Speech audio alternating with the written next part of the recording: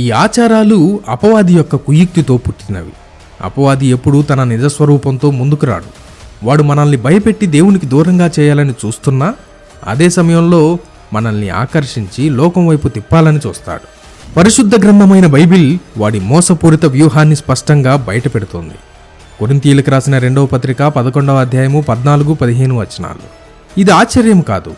సాతాను తానే వెలుగుదూత వేషము ధరించుకొనుచున్నాడు గనుక వాని పరిచారకులను నీతి పరిచారకుల వేషము ధరించుకొనుట గొప్ప సంగతి కాదు.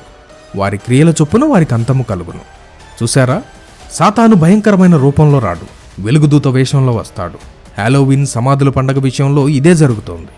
ఇది స్మరణ కోసం అనే పేర్లతో సాతాను ఈ చీకటి పండుగను మన ముందు ఉంచుతున్నాడు.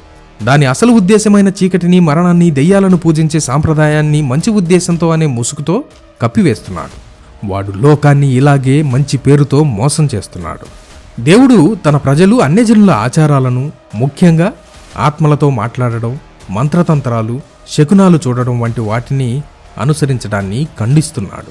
ఇశ్రాయేలీలకు దేవుడు ఇచ్చిన ఆజ్ఞను గమనించండి.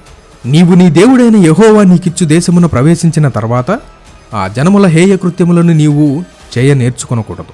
తన కుమారునైనను తన కుమార్తెనైనను అగ్నిగుండము దాటించు వానినైనను శకునము చెప్పు సోదెగానినైనను మేఘ శకునములను గాని చిల్లంగి వానినైనను మాంత్రికునినైనను ఇంద్రజాలకునినైనను కర్ణపిశాచి నడుగువానినైనను దెయ్యముల యొద్ద విచారణ చేయు వానినైనను నీ మధ్య ఉండనీయకూడదు.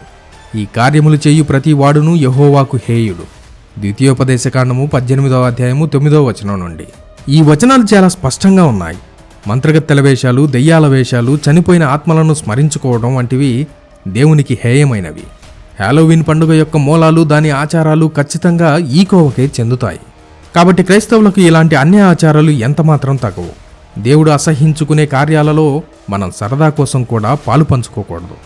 ప్రవక్త అయిన ఇర్మియా ద్వారా దేవుడు తన ప్రజలకు ఇచ్చిన ఆజ్ఞను గమనించండి. ఇర్మియా గ్రంథము 10వ అధ్యాయము 2వ వచనం నుండి. యెహోవా సెలవిచ్చు మాట ఇదే: అన్యజనుల ఆచారములను అభ్యసింపకుడి, జనముల ఆచారములు వ్యర్థములు. ఇక్కడ దేవుని మాట ఎంత ఖచ్చితంగా ఉందో చూడండి. అభ్యసింపకుడి, డు నాట్ లెర్న్ అంటే వాటి గురించి తెలుసుకోవద్దు, వాటిని అనుకరించవద్దు, వాటిలో పాలు పంచుకోవద్దు అని అర్థం. ఈ ఆచారాలు వ్యర్థములు అని దేవుడే తీర్పు చెబుతున్నాడు. హాలోవీన్ సమాధుల పండుగ అనేది స్పష్టంగా అన్యజనుల నుండి వచ్చిన ఆచారమే. దాని మూలాలు దెయ్యాలను, దుష్టశక్తులను ఆరాధించడంలో ఉన్నాయి. మంచిదే కదా అని మనం ఈ ఆచారాలను మన జీవితాల్లోకి ఆహ్వానిస్తే మనం దేవుని ఆజ్ఞను నేరుగా మీరినట్లే.